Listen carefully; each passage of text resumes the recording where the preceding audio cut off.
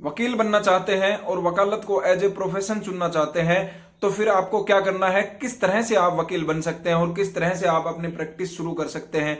तो इस वीडियो में कंप्लीट जानकारी मिलती है आपको कि आपको कौन कौन से प्रोसीजर, कौन कौन से एग्जाम्स को क्वालिफाई करके आप एक वकील बन सकते हैं। नमस्कार दोस्तों, मैं एडवोकेट निर्मल सिंह स्वागत करता हूं आपका द लीगल स्पिरिट चैनल के ऊपर।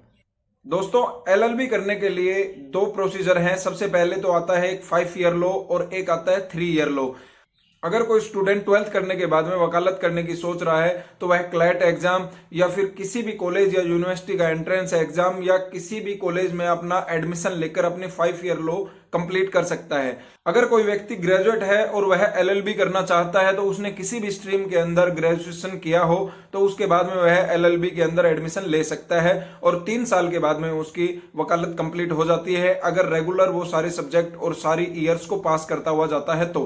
अब बात आती है कि 3 ईयर और 5 ईयर लॉ की डिग्री हासिल करने के बाद में वह वकील कैसे बनता है। तो सबसे पहले जैसे ही आपके पास में आपकी डिग्री आ जाती है और आपकी सभी मार्कशीट आ जाती हैं तो उसके बाद में उसे अपने स्टेट बार काउंसिल के अंदर अपनी सभी डिग्रीज और अपने सभी डॉक्यूमेंट्स लेकर जाना होता है और वहां पर रजिस्ट्रेशन करवाना होता है। अब स्टेट बार काउंसिल कोई भी हो सकता है, जिस भी स्टेट में आप प्रैक्टिस करना चाहते हैं, आप आंध्र प्रदेश, हरियाणा, पंजाब, दिल्ली, कहीं पे भी आप अगर प्रैक्टिस करना चाहते हैं तो वहां पर एक स्टेट बार काउंसिल है, वहां पे जाइए और अपने सभी डॉक्यूमेंट्स की फोटोकॉपी और ओरिजिनल में लेके जाइए। उनका फॉर्म होता है, वो आप ऑनलाइन भी डाउनलोड कर सकते हैं और या वहां पे मिल भी जाता है।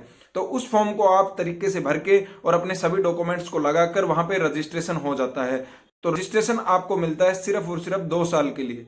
अब बात आती है कि 2 साल तक आप वकालतनामे लगा सकते हैं, आप कोर्ट में एज ए वकील अपने आप को रिप्रेजेंट कर सकते हैं और आप अपनी प्रैक्टिस शुरू कर सकते हैं। तो लेकिन ये 2 साल के लिए ही क्यों होता है, 2 साल की क्या बाध्यता है?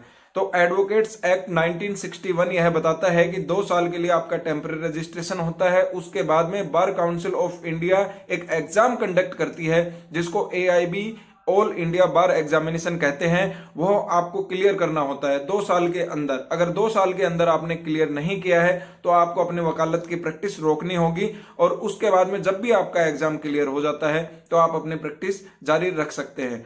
जैसे ही आपका ऑल इंडिया बार एग्जामिनेशन क्लियर हो जाता है तो आपको मिलता है COP, सर्टिफिकेट ऑफ प्रैक्टिस। वह आपका परमानेंट प्रैक्टिस के लिए एक सर्टिफिकेट होता है जिसके बाद में आप परमानेंट प्रैक्टिस जारी रख सकते हैं।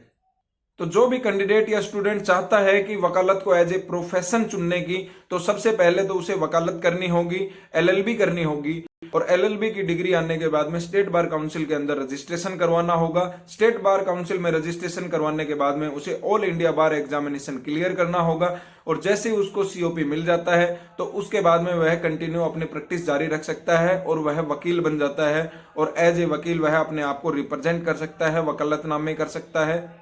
अब कुछ कैंडिडेट्स के यह क्वेश्चन मेरे पास में भी आए हैं कमेंट में कि सर हमारा 2 साल में AIB क्लियर नहीं हुआ है या पहले अटेम्प्ट में क्लियर नहीं होता है तो हमारे साथ क्या होगा और कितने अटेम्प्ट्स मिलते हैं और किस तरह से हम AIB के लिए तैयारी करें। तो दोस्तों, मैंने बहुत सारे वीडियो बना रखे हैं कि किस तरह से आप AIB की तैयारी करें और किस तरह से अपने पहले अटेम्प्ट में ही आप AIB क्लियर कर सकते हैं। तो वो वीडियो जाके आप देख सकते हैं, प्लेलिस्ट बनाया हुआ है AIB को लेकर।